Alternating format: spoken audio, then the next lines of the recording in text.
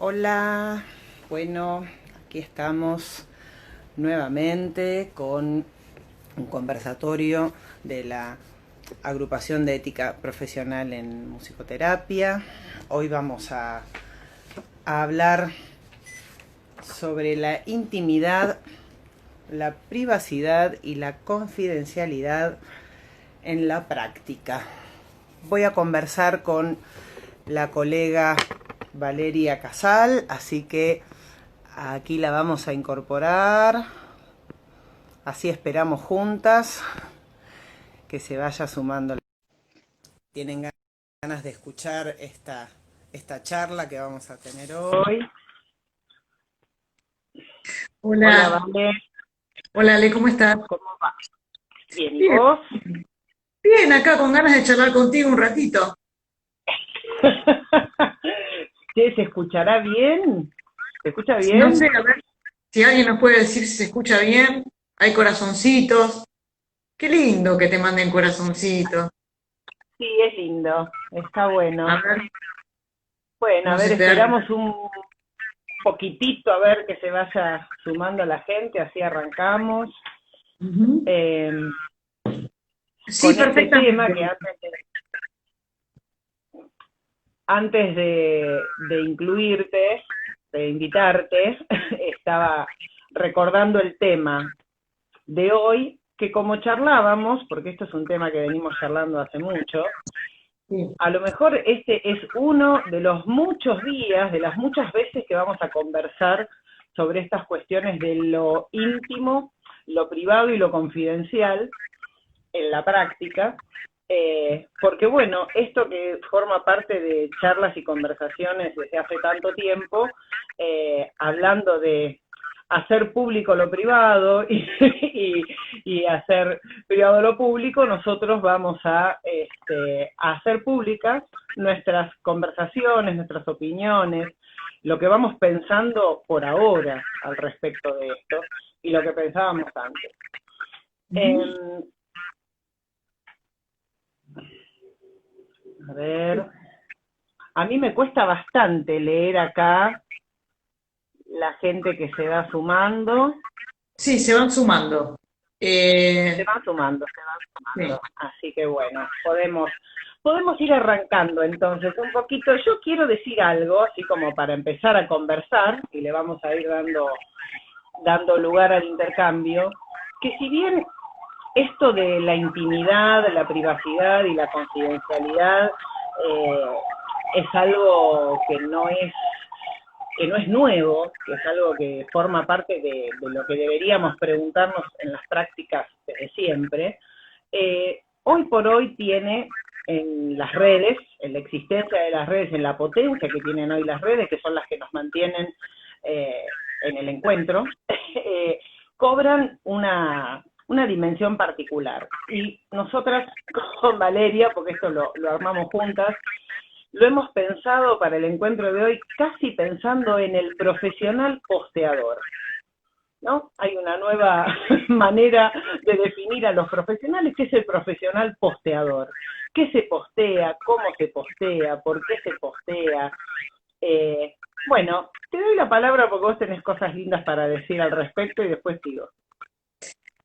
Sí, yo cuando comenzamos a pensar en este tema, yo me remití a algunas cosas que escribí hace un tiempo de una manera, bueno, particular. Y me basé como en tres lecturas que había hecho.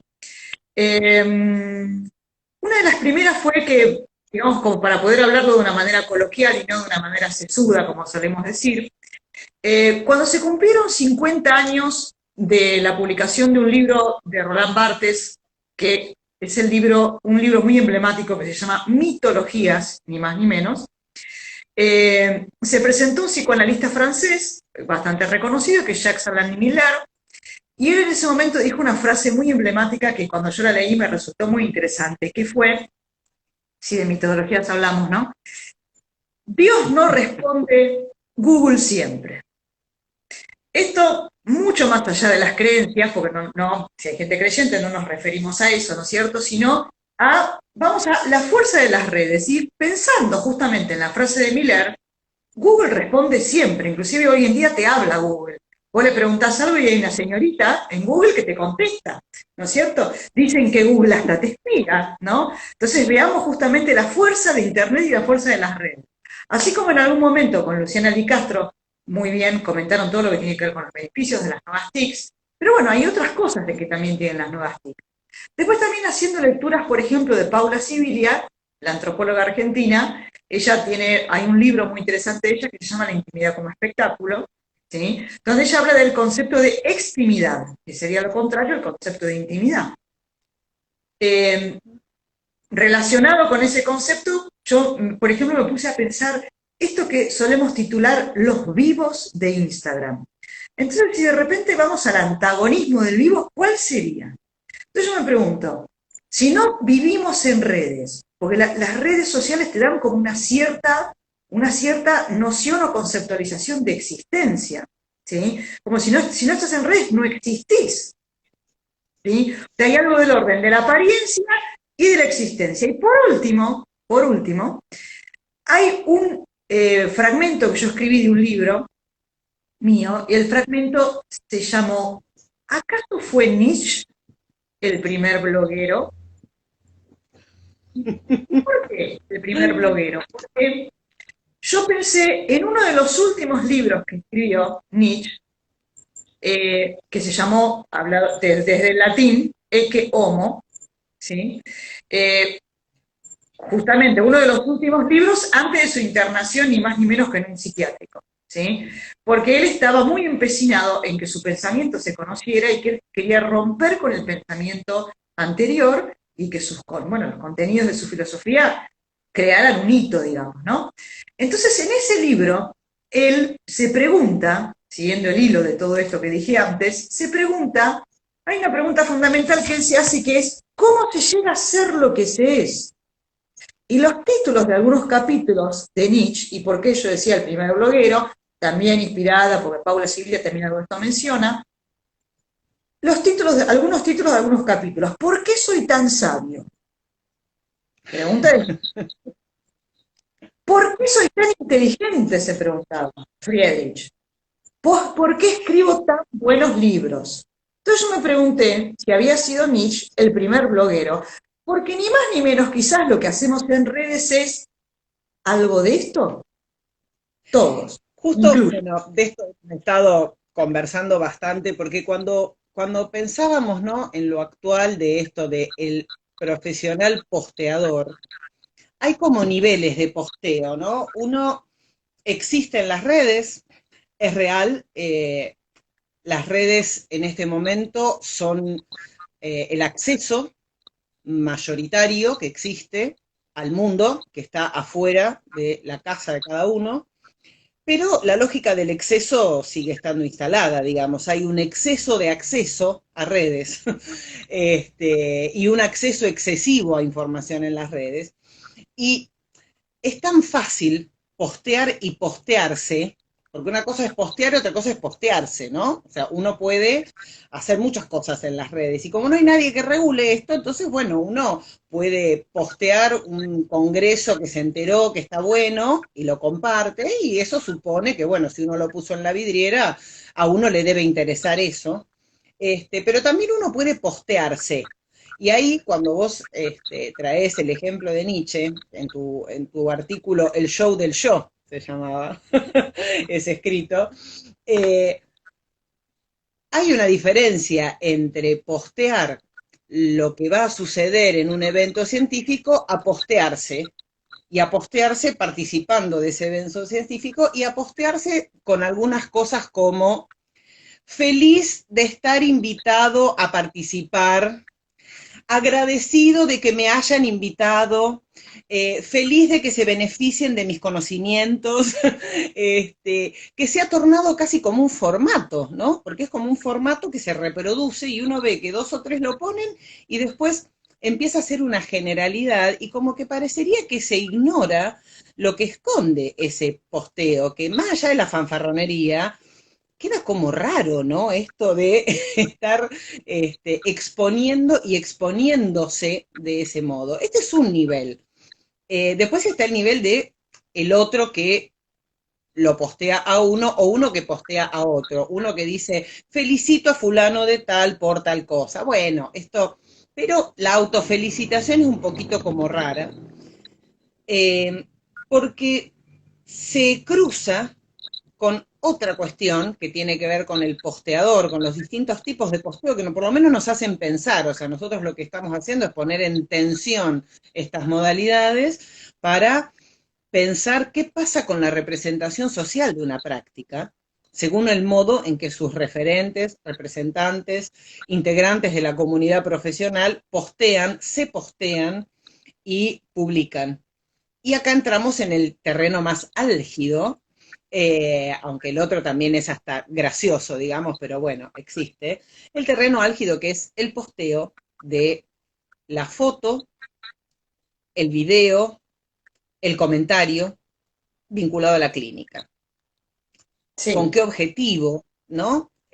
¿Para qué uno, o sea, qué lleva? Esa es la pregunta, porque podríamos por un lado decir, bueno, a ver, hay instancias legales, hay una ley, hay una deontología, hay una ética, o sea, hay distintas instancias desde las que uno puede pensar esto, pero si bien esto también tiene que ver, porque bueno, hay actitudes que son penalizables y otras que no, y otras que son cuestionables, y esto es una dimensión que no podemos obviar. No sé si hoy tenemos tantas ganas de hablar de eso, sino de las preguntas que uno se hace acerca, ¿qué es lo que lleva a un profesional a subir la foto de un paciente con él y comentarios como hoy le di el alta a fulanita y muy contenta porque conmigo logró no sé qué cosa? Bueno, ¿qué es lo que hace que un profesional necesite publicar Sí, eso en redes?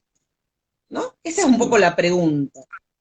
sí, digamos que habrá que ver, hay algo que tiene que ver también del orden, obviamente, de la autocrítica, pero como para quizás mencionar, sin ir al terreno de la legalidad, que igualmente se puede comentar, ¿no?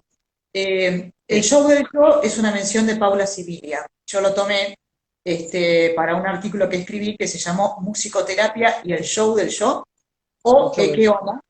Que también mencionaba el libro de Nietzsche, por supuesto. Y en realidad lo que podríamos pensar es que es por ignorancia, es por desconocimiento, o tiene que ver con algo, porque ahí, si yendo, por ejemplo, a estos conceptos que tienen que ver con el show del show, el show profesional, porque hay espacios para dirimir y para reflexionar sobre la práctica clínica que no son en redes. El retomar esta temática en este tiempo tiene que ver justamente con el exceso de las redes y que este tipo de situaciones, que así también como se había mencionado en otros conversatorios, hay cosas que se reeditan y que retornan. Hay cosas que siempre están. Y uno de los temas que están son estos. Porque volvieron a surgir estos videos audiovisuales de profesionales con pacientes y de profesionales, ¿sí? Inclusive en los espacios de consultorios. Y la pregunta claramente sí sería ¿por qué? Y yo justamente cuando me puse a pensar en esto, leí algunos de los comentarios de esos posteos que son recientes, ¿sí? Porque esto es algo que se viene, si bien el artículo que yo estoy hablando lo escribí en el 2007 y después y el último fue en el 2018, Musicoterapia del Show del Show, pero el inicial fue del 2007. Y hay gente que viene escribiendo de esto hace 30 años, cuando ya se veía la primacía de la imagen, ¿sí? Pero en relación a esto, también fue reciente. Y yo empecé a leer los comentarios, y los comentarios de las personas que felicitan a estos profesionales son, por ejemplo, del orden de el bello trabajo que se realiza, también en relación a quizás otorgándole alguna característica altruista al quehacer profesional, o la buena habilidad del profesional en este aspecto con, no sé, el resultado, por ejemplo, clínico que se hubiese tenido supuestamente con lo que se ve en la imagen. Pues inclusive también se vieron imágenes en estos tiempos de profesionales que decían, bueno, hemos armado estas actividades y los pacientes de la institución las realizan y salen los pacientes de la institución realizando estas actividades. Lo cual es complejo, ¿no? Inclusive es complejo porque ahí hay varias aristas, abren. En relación a esos comentarios que iban apareciendo, yo lo que leía, ¿sí? Como bioeticista, son respuestas que están relacionadas con las características que ya hemos mencionado del paternalismo. Exacto. Y uno de los pensadores que hablan del paternalismo habla de las tres formas de paternalismo. Uno tiene que ver con que el paternalismo que está basado en el juramento hipocrático de la época de Grecia, ¿sí? O sea, y el paternalismo es una de las formas que hay de relación entre profesional y paciente. Entonces, una de las formas de ese profesional sería que tiene una tan buena habilidad que beneficia al paciente, ¿sí? Después, por otro lado, que sabe muy bien lo que beneficia al paciente y que lo que hace es benéfico.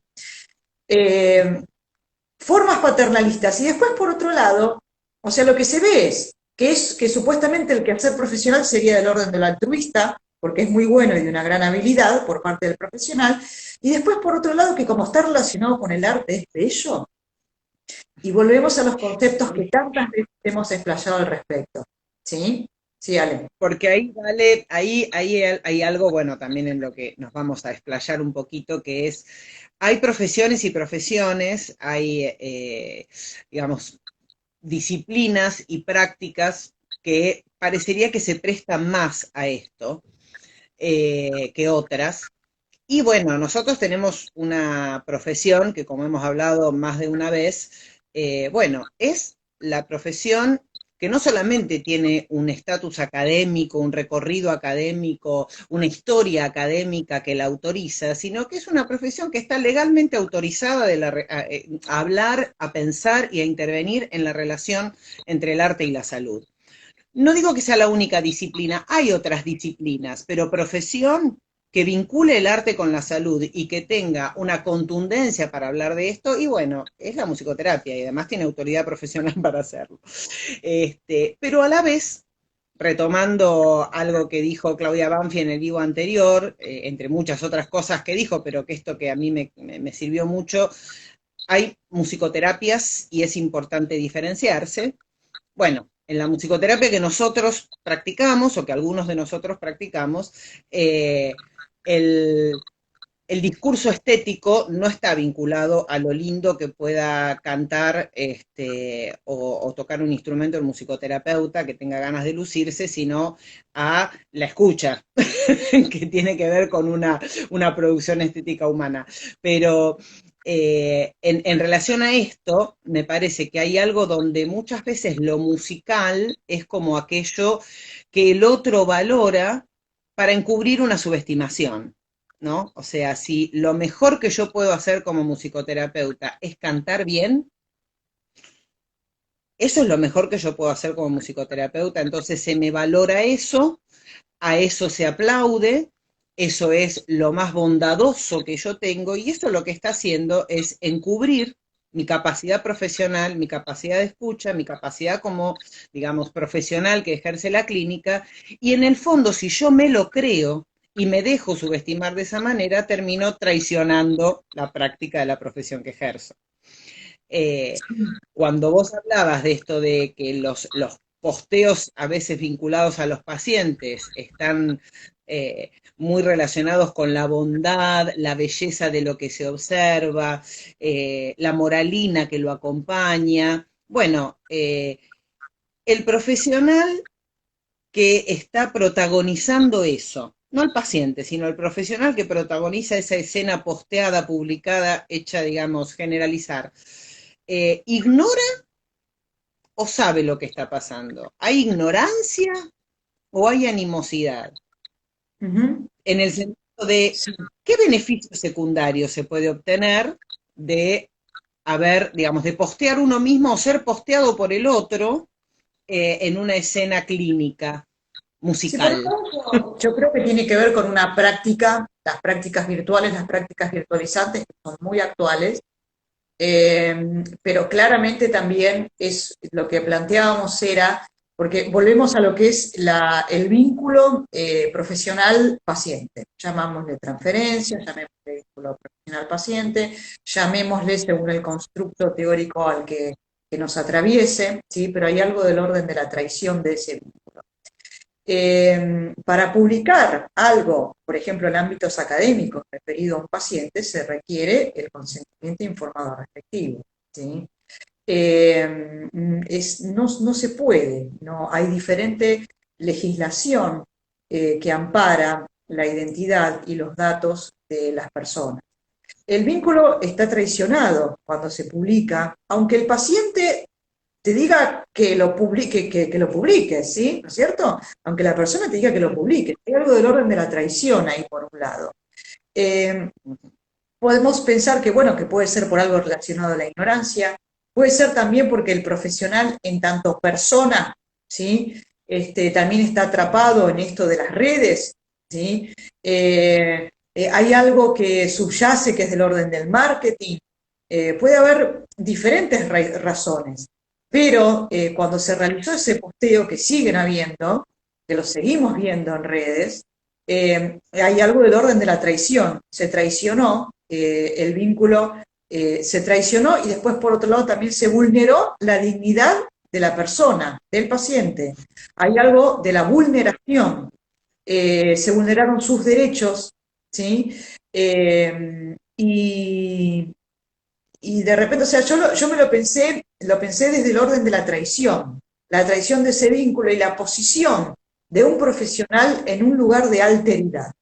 Yo beneficio. Cuando en realidad no es un beneficio, sino que es lo contrario, es maleficencia, ¿sí? Yo hago esto que es muy bueno, ¿no? Y beneficio.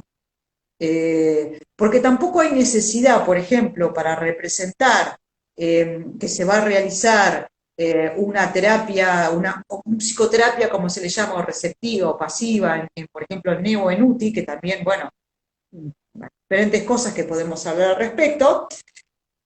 No hay por qué publicar la foto de un paciente con alguien a su lado tocando un instrumento musical.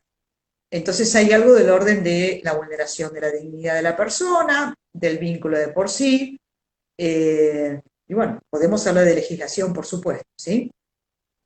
Sí, o sea, la legislación, ya, o sea, sabemos que hay legislación que protege a los pacientes, está la ley de los derechos del paciente, hay legislación que protege a las personas en general, el Código Civil y Comercial, digamos, establece, tiene articulados específicos que inclusive incorporaron el tema de la voz. ¿No? No solamente la imagen no puede publicarse sin autorización, sino que la voz tampoco. Y hasta hay interesantes elementos que, bueno, algunos de nosotros hemos incorporado a partir de que nos enteramos de esto a nuestros consentimientos informados, que corresponde que todos los pacientes, digamos, que hagamos el proceso del consentimiento informado, pero que a la hora de firmarlo, el paciente también tiene que leer y saber que él tampoco me puede filmar a mí, grabar Sí. y publicar. Y de eso me tengo que ocupar yo, digamos, la ley se presume conocida por todos, pero bueno, el paciente puede no saber que así como yo no estoy autorizado a filmarlo, o publicar el contenido de su historia clínica, o publicar su voz en un contexto clínico, no estoy autorizado, no puedo hacerlo, y cuanto mucho puedo estar autorizado a hacerlo en ámbito académico o en ámbito científico, nunca en redes, nunca en una situación pública como las redes sociales, él tampoco puede ni hacerlo ni usarlo. No puede ni Ujú. grabarme, ni filmarme, y encima usar eso y subirlo a redes. O sea, yo se lo tengo que anticipar. Y bueno, yo hace unos años lo incorporé a esto, al consentimiento informado, ¿no? Como que es una doble, es bidireccional el respeto. Pero la relación terapeuta-paciente es una relación asimétrica, y así tiene que ser para que el tratamiento sea posible. Y en esa instancia es donde es mi responsabilidad como profesional saber esto. Y por eso ahí la ignorancia es, en términos más legales, es la ignorancia es supina, digamos. Si un profesional ignora que no puede subir imágenes, fotos o contenido de historia clínica a redes sociales, además de ignorante, O viñetas, sabemos, porque viñetas clínicas también se lee. E inclusive, exacto. aunque no se mencionen los nombres de los pacientes, pero también se leen viñetas. Pero ahí en esto de la vulneración, ¿no? De la vulnerabilidad, de como decís, hay una traición al pacto terapéutico. Hay una traición a lo que se supone que un profesional debe saber, que es que esto no corresponde. porque puede ser penalizable o si no es antiético por lo poco. También hay algo que tiene que ver con que si entonces yo no soy ignorante y yo sé lo que estoy haciendo, entonces es marketing encubierto. Porque el cuál sería el otro motivo, o si no, es un problema que tengo que realmente analizar, bueno, qué es lo que me lleva a mí desde mi narciso o mi situación omnipotente a comentar lo bien que me va con los pacientes o lo mal que me va o lo que sea, ¿no? Pero digamos que o hay un marketing encubierto o hay una ignorancia. Yo quería leer, porque tiene que ver con esto, que ayer cuando conversábamos, ¿vale? También hablábamos después de la situación de los pacientes que ni siquiera pueden desde ellos mismos decir que no. Yo había escrito hace un año largo ya, o sea, no había ni COVID ni cuarentena, algo así. Sinceramente, y me puse en primera persona cuando lo escribí, sinceramente confío en que los profesionales a quienes consulto tengan la ética imprescindible de no difundir mi caso en grupos y redes, aunque no mencionen mi nombre. No publicar fotos o videos en las que yo participe en un contexto clínico o terapéutico a su cargo. No publicar mis mensajes a ellos por mail, inbox, WhatsApp. Aunque yo se los llegara a autorizar, confío en que ellos, los profesionales, conocen mis derechos como paciente y me cuidan como tal. A mí me movilizó escribir eso en su momento porque realmente me puse en el lugar del paciente vulnerado con este tipo Acá hay una posteo. pregunta, Ale, que está mencionando Rabiales. Hola, ¿cómo estás? Que está preguntando si esto, ¿qué pasa con las instituciones? Con las instituciones es lo mismo. Esto aplica a pacientes, a profesionales independientes, a instituciones, que inclusive, o sea, la ley se aplica para todos. O sea, estamos hablando no de la ley nuestra, es el Código Civil, Código Penal, Constitución Nacional, y etcétera, etcétera. Esto es penalizable, completamente cuestión, también por códigos de ética de otras profesiones, por la ley nuestra de psicoterapia, etcétera, etcétera, etcétera. Esto no se puede realizar. La pregunta más allá, porque tampoco es cuestión de que nosotros no somos la ley, ni queremos ubicarnos en ese lugar, sino simplemente llevar a reflexionar el por qué esto se realiza. Porque también habla de la disciplina, que es lo que vos decías, Ale. Y ayer cuando mantuvimos una de las tantas conversaciones, vos dijiste algo muy interesante, Ale, entre todas las cosas interesantes que decís, por supuesto, pero dijiste algo muy interesante que tenía que ver justamente por qué es por qué nuestra disciplina es tan plausible de este tipo de publicaciones. Y yo me lo pregunté porque el arte es lindo. Entonces, y bueno, y puede ser muy benéfico, porque acá la persona que está preguntando por esto de la institución dice que es una profesional que pone clases de tango y lo bien que bailan los pacientes. Bueno, entonces el arte es lindo, es bello, ¿sí? Seguimos aumentándole capas de vulnerabilidad a los pacientes que ya de por sí ya pertenecen a poblaciones vulnerables.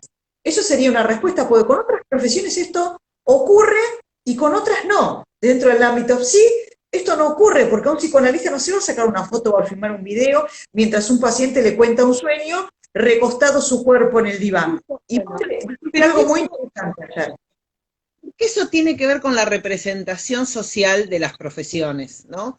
Y evidentemente, bueno, los integrantes de una comunidad profesional tenemos que hacernos cargo de lo que hacemos por esa representación social.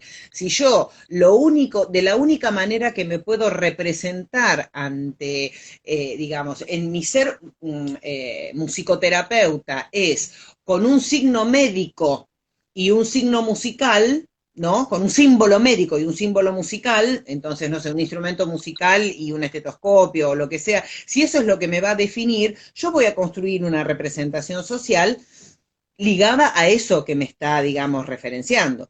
Entonces, cuando vos decías esto que pasa en las instituciones, esto es desde hace muchísimos años, el musicoterapeuta convocado a integrarse a las instituciones para alegrar, para aliviar, ¿no? Esta idea de que la música viene a aliviar, viene a disfrazar, a entretener, a divertir un rato.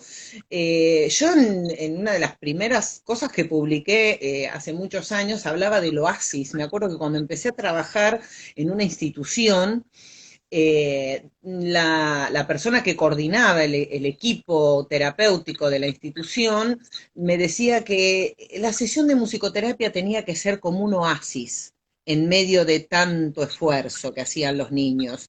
Y yo digo, ¿por qué? O sea, por qué tendría que ser eso, no? Y eso que pasaba hace 30 años, sigue sucediendo hoy. O sea, hace 30 años también nos abrían las puertas de los consultorios porque venía, no sé, Canal X a hacer una nota.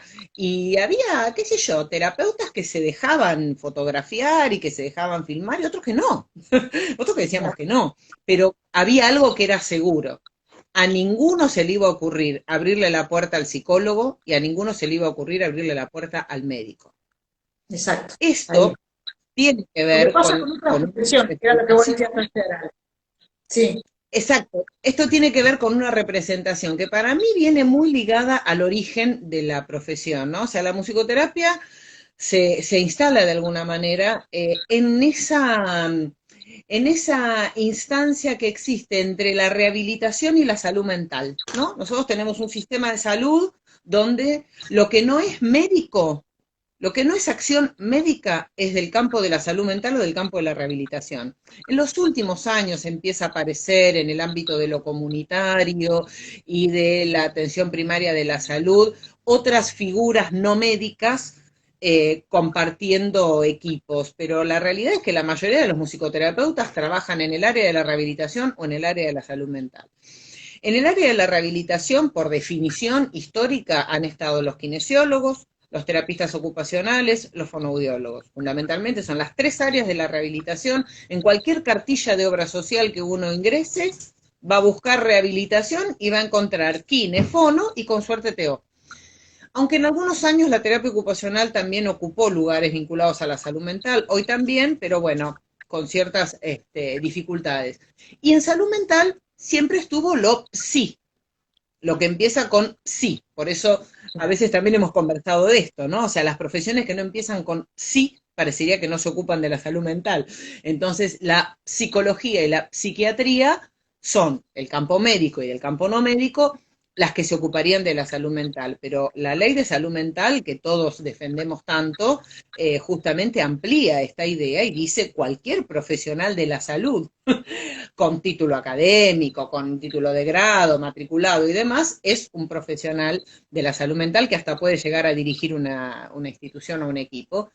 Bueno, resulta que los musicoterapeutas no empezamos con psi, pero nuestra práctica está mucho más ligada a la salud mental. Hay muchas más facultades de psicología que alojan la carrera de musicoterapia que facultades de medicina que alojan la carrera de musicoterapia. Entonces, esta navegación entre la rehabilitación y la salud mental nos ha colocado ahí en ese lugar como que parecería que, bueno, que hacemos una actividad, llevamos adelante una práctica que tiene que ver con el arte, que es lindo, que a la gente le hace bien y que entonces está bueno mostrarlo. Por eso, digamos, parece que se nos puede fotografiar sin ningún problema o filmar o lo que sea, mientras que de pronto a nadie se le ocurriría, ¿no?, filmar a un médico revisando un paciente y subirlo a las redes.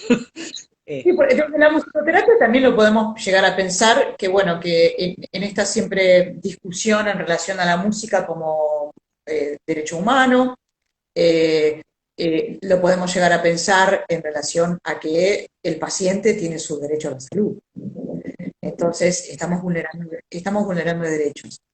Ahí están mencionando alguna institución. Yo creo que nosotros sabemos, mayormente, acá no se trata justamente de mencionar instituciones, sino de la pregunta, y también lo que queremos nosotros preguntar, y preguntarnos cuál es justamente la representación social que se tiene de la disciplina para que esto continúe, y que esto continúe estando, ¿sí?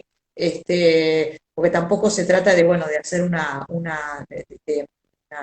denuncia pública en relación a esto, no es la intención, sino poder pensar nosotros cuál es la representación social, como bien decía Sale, de la disciplina, ¿Y por qué esto sigue ocurriendo?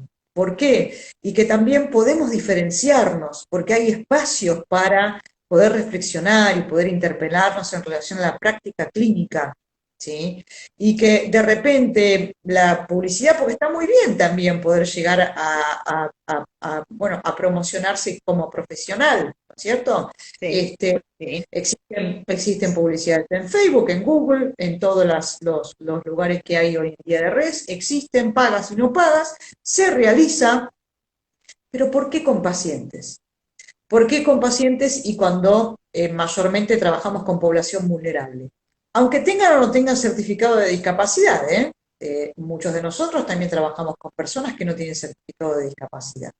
Entonces, poder preguntarnos en relación a esto y poder reflexionar, porque también da cuenta de un quehacer, da cuenta de un quehacer. ¿Es necesario una fotografía de un profesional con una guitarra al lado de un paciente, aunque el rostro del paciente no se vea, pero es una persona que es real, ¿sí? Es una Claro. persona que tiene experiencia en una UTI y que pasó por una UTI y que en el mejor de los casos salió de la UTI con vida, ¿no? Y Sí, así hemos visto, yo lo que me preguntaba y que también escribía en el artículo, como dándole la parte final del artículo, es como es bello y es lindo esto de la música, pero de repente, ¿porque no se postean fotos de personas con cuadros duros, digamos, ¿no? Vamos a pensar, por ejemplo, realizándose quimioterapia, o también ante un dolor extremo, o personas, no sé, no se postean pacientes aplicándose los parches de donepezilo para la demencia. Se postean supuestamente los supuestos beneficios que podría otorgar la música en relación a ciertos tratamientos para el dolor, la memoria, etcétera, etcétera, bla, bla, bla. Que bueno, sí, yo eso es ahí una de no las cosas sé, académicas. creo que también hay posteos a veces de situaciones muy graves, muy tremendas, muy dolorosas, Los de UTI, innecesariamente, ¿eh? los de UTI, los de UTI Me sí. parece que también de eso hay, ¿no? En esto de lo confidencial, lo privado, lo íntimo, ¿no? A veces, que es el tema del conversatorio, o sea que hay como a veces bordes muy transgredidos en relación a esto, ¿no? A la intimidad del niño, ¿no? El niño, siempre, el niño y el viejo, ¿no? El Sí, niño y el viejo suelen estar en la vidriera depende de lo que se quiera mostrar, ¿no? Y de lo que motive a la institución o al profesional a mostrar, ya sí, sea la foto, la imagen o el comentario. había un video que fue muy conocido y de hecho muy publicado, que es un video de una médica, no importa de cuál hospital, pero es un hospital conocido, que estaba cantando una canción que hasta podría llegar a ser cuestionable, a mi manera, en una sala de un hospital con pacientes muy factiblemente al final de la vida, ¿no? Sí, Y una de las cosas que nos preguntábamos en ese momento, y también voy a tomar acá que está Ana Arias, que acabo de se leyó un comentario que decía, Ana dice que el proceso de tratamiento es del paciente, ¿no es cierto? Es un proceso, el tratamiento es del paciente, ¿no? es del Y en ese momento, una de las cosas que nos preguntábamos era, eh, si ponemos el foco en lo que es la música en tanto objeto estético, y yo me pregunto por la escucha. Por supuesto, bueno, una médica, por un lado, ¿sí? Cuando el profesional habilitado para ejercer una escucha en un proceso de tratamiento es un musicoterapeuta, pero ahí ¿quién quería ser escuchado? El paciente, la médica, porque parece que esa médica quería ser escuchada de alguna manera. Ese video se sí, compartió muchísimo, como el y supuesto poder de la música en una sala común parecía, pero había pacientes muy factiblemente al final de su vida internados, ¿no?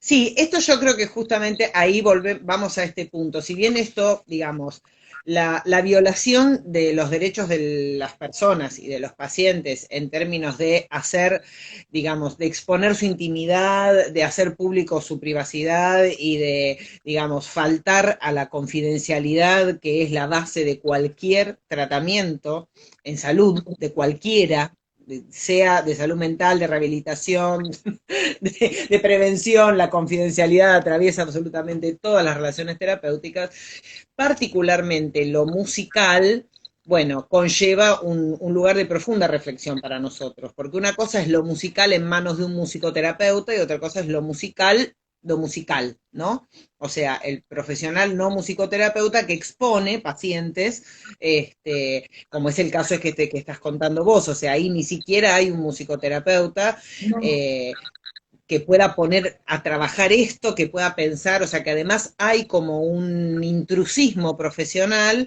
no porque el musicoterapeuta se dedique a cantarle a los pacientes, pero bueno, puede haber una musicoterapia que sí lo haga, no sé, por ahí no es la que yo practico, pero puede haber una que lo haga, sea como sea, ahí hay un intrusismo público, o sea, encima hay una institución respaldando y un montón de profesionales aplaudiendo que haya alguien que no es musicoterapeuta, haciendo algo con una materia de escucha propia y competencial del musicoterapeuta. O sea, que se le vienen a sumar al posteo, se le suma esto también, es como hacer yo pública reapropié. una ignorancia, la ignorancia competencial. Sí. Acá hay una pregunta que hace Consuelo Murón que dice, la pregunta también puede ser, ¿por qué seguimos necesitando algún tipo de desmentida o validación de las representaciones sociales de la musicoterapia? Para reflexionar. Eh, Sí, vuelvo a lo de antes, o sea, los que hacen, los que construimos la representación social de la musicoterapia somos los musicoterapeutas. Sí. Este, y los que de alguna manera somos blandos ante determinadas cuestiones que no están bien, o duros o demasiado duros, y con eso también construimos determinada representación social, somos los musicoterapeutas, o sea, esto es así. Sí.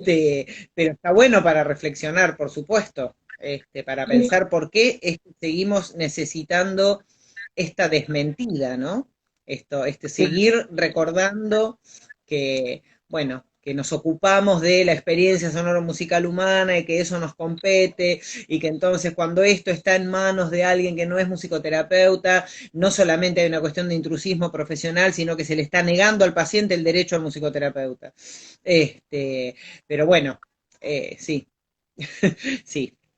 Acá está diciendo Gaby Solars, hola Papu Sobrado, se lo he dado unas cuantas veces, Gabriel Solars está diciendo, pero no es posible promocionarse como profesional sin hacer uso del sufrimiento y la vulnerabilidad del otro, claramente, era lo que mencionábamos antes, Gaby, que es de lo que se trata, ¿no es cierto? Pues se puede perfectamente, que lo que mencionábamos, que sí existen publicidades, etcétera, etcétera, pero ¿por qué con pacientes, ¿no? ¿Por qué realizarlo de esa manera? ¿Sí? Vos sabés que yo, cuando él dice esto, Gaby se va a acordar, cuando yo trabajaba de docente universitaria en una materia del último año de la carrera, una de las actividades que proponía era tomar algún periódico o una publicación, en esa época no había Facebook, que se dedicara a difundir actividades para personas con discapacidad, que tomaran y eligieran, seleccionaran en todas las publicaciones de instituciones en qué lugar estaba la musicoterapia. Estoy hablando del año 2000, 2002, 2003, y en el casi 90% de los casos el musicoterapeuta, si aparecía la palabra musicoterapia en la publicación de la institución, aparecía en la línea de los talleres de arte, entonces aparecía taller de plástica, taller de movimiento, taller de musicoterapia, eventualísimamente aparecía en el equipo, y si no, no aparecía, ¿no? O sea, el lugar que ocupaba la profesión, esto fue cambiando, se fue modificando mucho en los últimos años y yo creo que el profundo trabajo de difusión de la profesión que hicimos para obtener la ley tuvo que ver con esto.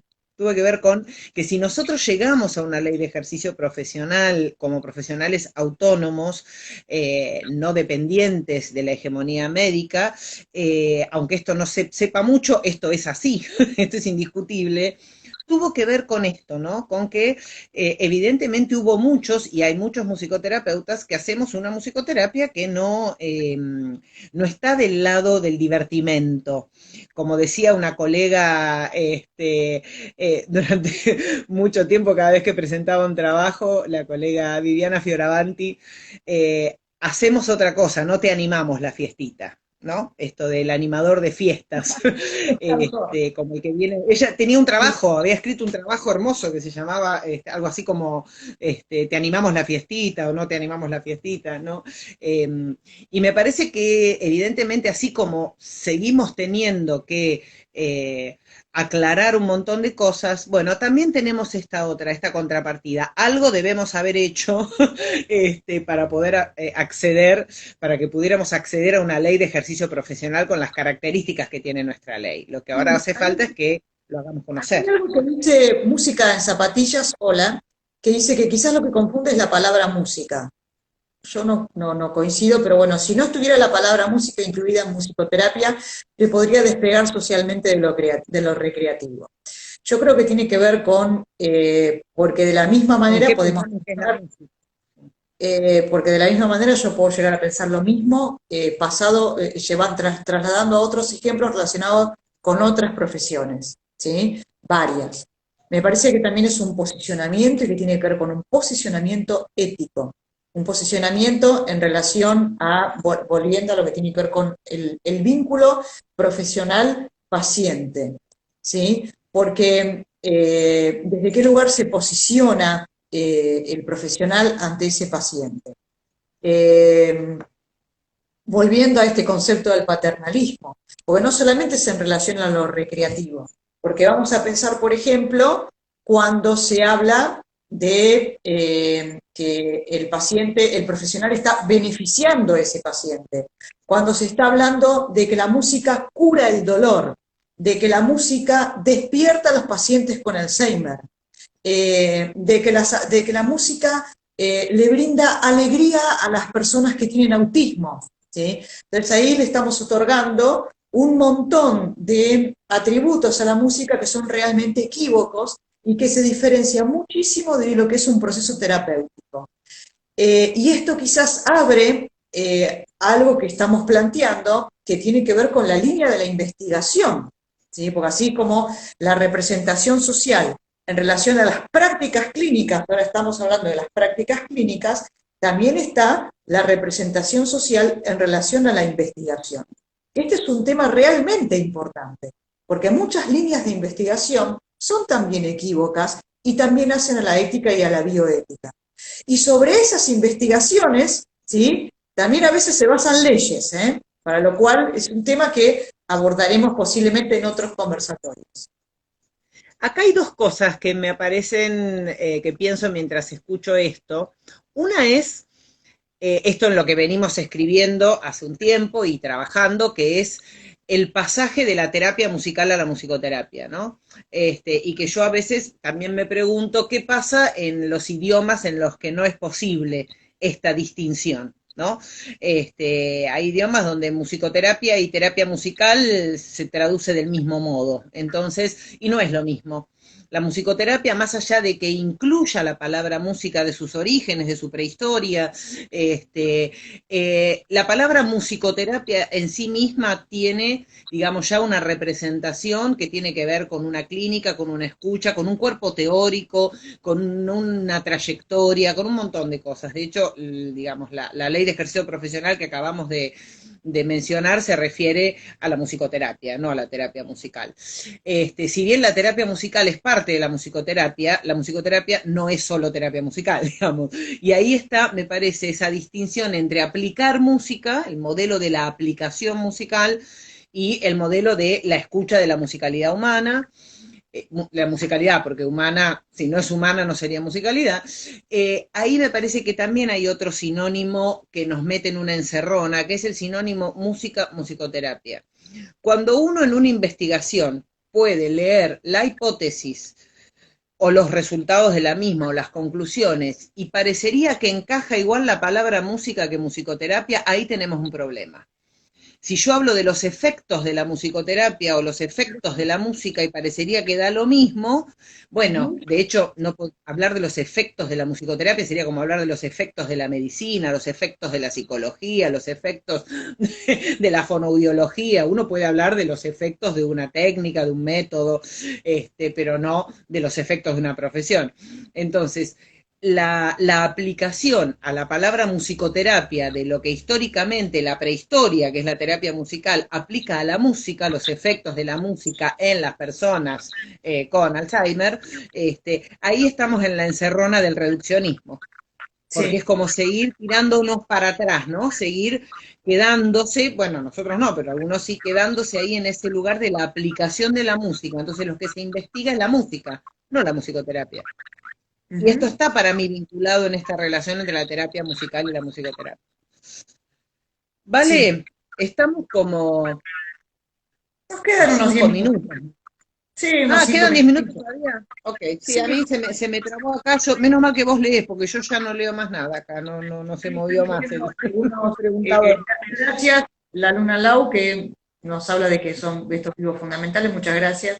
Para nosotros considero que también, porque tiene que ver con repensar un poquito algunas cosas que me parece que también son de interés de muchos, ¿no? No solamente nuestros. Hay algo que tiene que ver también con la bioética, que son lo que se llama las buenas prácticas clínicas, ¿sí? Las buenas prácticas clínicas que hacen a la clínica, que no tienen que ver las buenas prácticas clínicas, no confundamos con los constructos teóricos o el constructo o la teoría en la cual nos basemos, o sea neurociencias, el psicoanálisis, lo que vos consideres, ¿no? Sino los lineamientos de una buena práctica clínica que está relacionado con la ética, ante lo cual nos tendríamos que pensar que si de repente el posteo de personas que ya pertenecen a la población vulnerable, lo que nos encontraría mayores capas de vulnerabilidad, sería una buena práctica clínica. Y si está relacionada con una práctica clínica de por sí. Las buenas prácticas clínicas también hacen a la investigación, que vuelvo a insistir, es un tema que queremos abordar más adelante, ¿sí? Porque es interesante también la representación de la musicoterapia en la línea clínica y la buena representación de la musicoterapia también en la línea de la investigación. Es más o menos...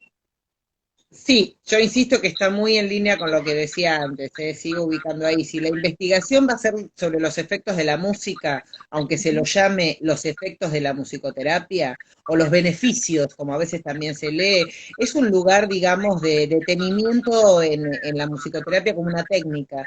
Y yo creo que el problema no es que involucre la palabra música, sino el problema es que en la mente del profesional, en la cabeza del colega, más que existir una profesión, exista una práctica, ¿no? Una intervención, que de hecho hemos tenido conflictos con esto, o sea, sin ir más lejos, sabemos que el consenso TEA, que forma parte de la reglamentación de la ley TEA, bueno, ubica la psicoterapia en ese lugar, ¿no? A pesar de todo lo que hicimos para evitarlo y que, bueno, podremos seguir haciendo, por supuesto, pero bueno, la musicoterapia pensada como una intervención, entonces cuando el profesional no se da cuenta de esto, reproduce el modelo. Entonces, lo que se está valorando es la musicoterapia como una intervención técnica para seguir dejándola en ese lugar, no para el pasaje a ejercer lo que se supone que tenemos que ejercer, que es la escucha y la profesión. Porque ejercer una profesión tiene que ver con cuidar la confidencialidad, cuidar la privacidad, hacernos responsables de la intimidad de la terapia. O sea, también quedarnos en un lugar técnico tiene como el beneficio de que, y bueno, yo no me alcanza. Como para poder pensar, porque siempre, digamos, si vamos a hablar del supuesto altruismo que puede llegar a tener un profesional para el desarrollo de una profesión, vamos a pensar lo siguiente. Publicar, violar la confidencialidad, traicionar ese vínculo profesional-paciente, es cosificar a un sujeto. Si vamos a pensarlo desde una práctica, de una práctica clínica, ¿sí? Los procesos de tratamiento son procesos de subjetivación. La publicación de este tipo de audiovisuales y demás a redes, violando esa privacidad y esa confidencialidad, es de subjetivación.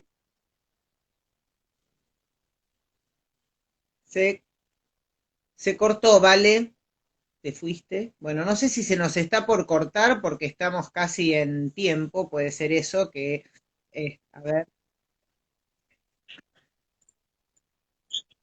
Y creo que ya estamos terminando, Ale, ¿sí? Sí, porque se está por cortar. Bueno, gracias a todos los que acompañan y seguimos conversando nosotros con otros, invitando gente, seguimos todos los lunes a las 19 hablando sobre estas cuestiones de la práctica clínica musicoterapéutica. Un placer, ¿vale?